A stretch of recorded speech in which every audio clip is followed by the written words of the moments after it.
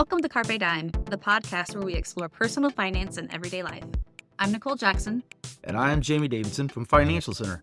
Thanks for joining us as we break down our 10 smart financial decisions to make in your 20s, 30s, and beyond. Beyond, seriously. Okay, well, today we're going to talk about money moves that set you up for success no matter what stage of life you're in. Especially if you're in the beyond stage like Nicole, which I don't know if you guys heard that tone in her voice. Okay. So from building a strong foundation in your 20s to maximizing wealth in your 30s and 40s, and as you said, and beyond. We're going to walk through some key financial steps to help make the most of your money. Before we dive into the specifics, let's talk about why it's so important to make the right money moves early on, which takes us to Nicole and her stats of the day. Okay, so we're going to start talking about the fact that nearly 40% of Americans wouldn't be able to cover an unexpected $400 expense. That's just wow. I mean, it's true. And it's been this way for a while. It blows my mind every time I see it. You definitely take it for granted. I mean, they're supposed to say you keep how much in your savings? We're going to get to that today. Yeah. Yeah. Okay. Well, at least 1,000. Yeah. We're going to cover a little bit more of that. The next one I have is almost a quarter, 24% of millennials demonstrate basic financial literacy. So a quarter of them have financial literacy. That's good. But it depends on the definition of basic financial literacy too, though. Do they mean they can write a check? Or does it mean that they know how to balance their checkbook? Do you think they actually balance their checkbook? I mean, do you? What's a checkbook? There you go. Right. What else you got? About 50% of people aged 30 to 39 regret not saving for retirement sooner. Yeah, this is a common mistake. And we're going to talk a little bit about what you should be doing. The last one that we have is the average American that's in their 40s has over $78,000 in debt, which includes things like their mortgage, their auto loans, credit cards. Yeah, I was kind of surprised with that number. I thought it would be higher. You thought that was high?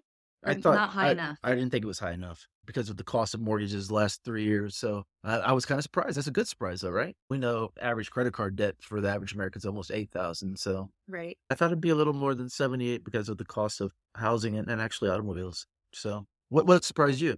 Well, and that 40% number is still kind of surprising to me. I just feel like it's, I guess, high, like you said. Yeah, not even $400. Right. Yeah. You take for granted. Yeah. All right. So, Jamie, if I'm one of those people that just doesn't even really know what's out there, where do I start? Talk to me like I'm two. Nicole, I would never talk to you like you're two. We know that would not go very well. So we're going to break this down in lifestyle stages, as we said, 20s, 30s, and beyond, right? So number one, start investing early in your 20s. A lot of young people don't start investing right away because they don't really know about it. So if I was going to talk to you about it, I would say, Nicole, does your employer offer a 401k? And if you said yes, I'd say, well, what are you contributing? And you'd say nothing. And that's where discussion would start. And that's what the problem would be. Yeah. So if you start investing, $100 a month at age 25, what is that an average 7%? Yeah, if you get a 7% return, yeah.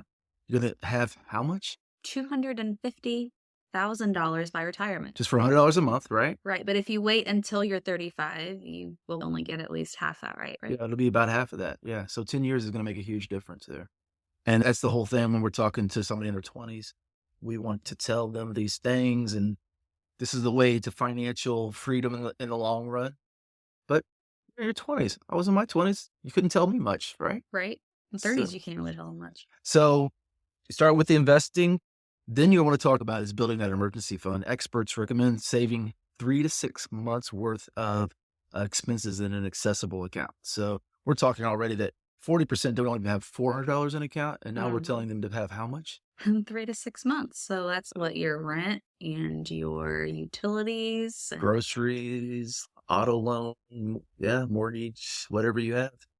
And those reoccurring Netflix charges. Okay, so number 3 is establish good credit habits, keeping your credit utilization low and making payments on time to avoid that unnecessary debt. Right. I think a lot of us in our 20s get our credit cards, but we don't think about the repercussions of not paying them off.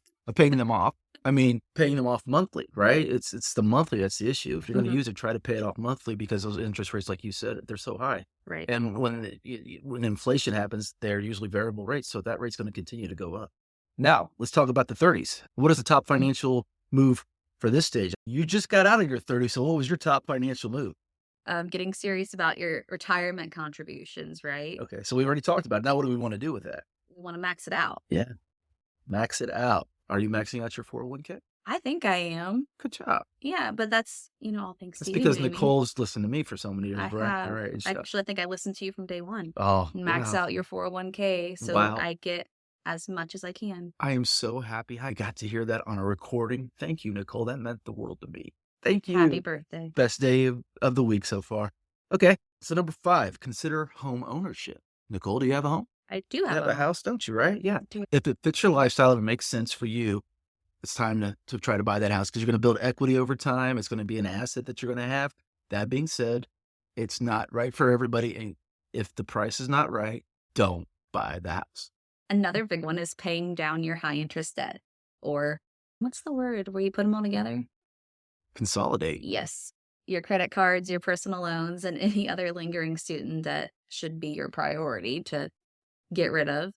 Your high interest debt actually slows down your financial progress. So if you start with the higher ones, it will help the interest that you're paying on your loans aggressively. Yeah, you want to pay those off because they're so high. Your debt's just going to keep growing and growing and growing like a weed. When I graduated from college, I didn't think about it right from the get-go. And I realized I was like, I'm making all these payments. I'm not missing any payments. Why has my amount due or owed not gone down at all? And it took me a minute to actually realize that I was making it, but I wasn't taking care of, You were just paying the minimum. I was just paying the minimum. Yeah. It was Right. awful. Yeah.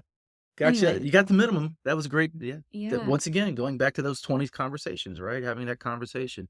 So that brings us to number 7. A lot of people don't like to talk about this, but this is where we're going to talk about life insurance, estate planning, having that will. And it's not just for the older folks over the 40s. Once you have children, once you have assets, you need those. You need to have those life insurance. You need to have that estate planning to move forward in case something should happen. Who do you look for or to for recommendations on like when to do that? I know that I have time I fill it out. I'm like, Mom, what do I do? What do I do? But Well, I mean, listen to us. That's one thing you can do, but reach out to somebody you trust that is actually successful with their money. I think that's the key word there. I think if I could go back and tell every 18-year-old when you think you know everything, but you don't, is find a mentor that is older, that knows how to manage their money, and they can teach you if you're open to listening. right. Problem is a lot of times we're not open to listening to our parents, right? So find that mentor, that money mentor. Okay, so we've talked 20s, we've talked 30s. Now that beyond area, which I feel is slightly offensive, but it's fine. What financial priorities do you think should take center stage at this point? Okay. That's where number 8 comes in. You want to diversify all your investments. By your 40s and beyond, it's a good time to look at your rebalance, see what you have going in there. The more you get past those 40s, you might want to rebalance to something that is more conservative and not as risky. So as you age, you want to bring the risk down in your investment. So I've missed that risky part of my investing. I have to go back into the safe area again. Not yet. You're okay. I'm not to that point yet. And I'm in my mid-50s. So it's one of those things, the closer we get to that, then I'm going to start rebalancing. But no, you're still good to go. That's another thing when you're in your 20s and your 30s, really being aggressive with what you're picking because you're going to see more growth. You can suffer the ups and downs, right? Right. But when you get a little older, you don't want to suffer those downs as much. What's number 9, Nicole? Number 9 is to focus on your long-term healthcare planning. As you age, your medical expenses increase with you, and planning for that long-term care can protect your savings account in the end. Right. It's just a fact of nature. The older you get, the more things you're going to have go wrong with you, and the cost of medical treatment is high in the United States. So if I go out and decide I'm going to go play soccer this weekend and I haven't played soccer in 10 years, I'm probably going to be injured come Monday. You should stretch and wear shin guards. Stretch and wear shin guards. Might help for you. Yeah. Shin guards are always a must, I hear. Which takes us finally to number 10. Maximize tax efficiency. Use strategies like Roth, IRAs, and conversions where you can minimize how much you pay in taxes and maximize your return. Okay. So there's going to be vehicles out there that you can use. If you want to pay the taxes up front, you're going to use Roth IRAs or Roth investments because you pay the taxes up front. That means when you withdraw it later in life, when taxes might be higher, you're not going to have to pay taxes on it. And there's some that say the opposite. The other thing during this time is if you have an HSA, a health savings account, maximize that as well because that money is tax-free as long as you use it for medical needs. So you can put money into your HSA every year and then you can use it as long as you have it. And not only that, you can put it into an investment account and grow it as well. The money from your HSA can go into an investment account? Yeah, it can. Actually can. We do that for a lot of our members. We've got a portfolio group that we work with, and we see a lot of growth for them that way. Huh, that's cool. Okay, so we've gone through that. Now that we've covered the top money moves, let's talk about how our listeners can take action. Jamie, where do we start? Well, first you want to take stock of where you are financially. That whole idea of where's the starting point, getting on the scale and seeing what's going on. What are your assets? What are your liabilities, right? Start tracking your spending. Always build that budget. We've always talked about that. Calculate your savings rates. Look for those competitive savings rates. We're always worried about interest rates on loans, which you should be, but also look at interest rates on saving. Right, because I guess right now the big thing is the checkings that have interest accounts on them, right? I Right. mean, So even those. yeah, you can get savings, whether it's your checking account, your savings account, money market, certificates of deposit, but also look at your debt rates too to see if there's a way to consolidate or to refinance. So the next, I'm guessing, automate your savings and how much you're saving through transfers. Yeah, let's go back to that 40% of Americans that don't have enough to cover a $400 expense. That's the key. Having money go directly into a savings account from your paycheck so you don't see it. So it grows, and you teach yourself to only use what's in their checking account. As we've talked in the past, people throw all their money into their checking account and they spend it. So put it into savings, have that direct deposit going straight to that and to your investments. That's a good idea. And don't forget, seek professional advice. Or like we said earlier, somebody that's good with their money, talk to them and listen and ask those questions. I've had nephews and nieces come to me and ask those questions, and they were like kind of nervous. For me, it was like, wow, thanks. Right. You actually take what I say in my advice. So very good. Well, it can be intimidating going in and talking to big financial. Yeah, people. I think it's vulnerability, right? Because you're going to put everything out there when it comes to what you owe and they're going to see your good habits, but they're also going to see your bad habits. And Right. we're always worried about them seeing our bad habits. Yeah. Right. So let's wrap this up, Nicole. We talked about 10 things we can do. Go ahead and tell us about the 20s. Well, 20s. Okay, so you start investing early. Yep. You build your emergency fund so that you have that $400 that you need in case of an emergency or, hopefully more. And then you establish your good credit habits, paying off your credit cards, paying your payments, paying more than the minimum. Taking care of your credit score. Taking care of that credit score. Very yes. good. Then when you get to your 30s, get serious about retirement contributions. Start adding more to your retirement. Consider home ownership. It's one of those things where in your 30s, sit down and have that conversation, look at your budget. Pay down high interest debt if you have it, because if you're paying high interest debt, you're not able to save as much. Right. And this is also the time for life insurance and estate planning. All right. So then we lead into the beyond 30s.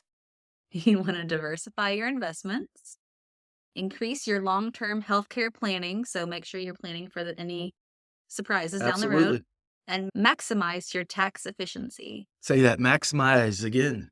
Maximize. Tax efficiency. Pay less in taxes is what she's saying, folks. So what's the bottom line, Nicole? No matter what your age, there's always steps you could take to improve your financial health.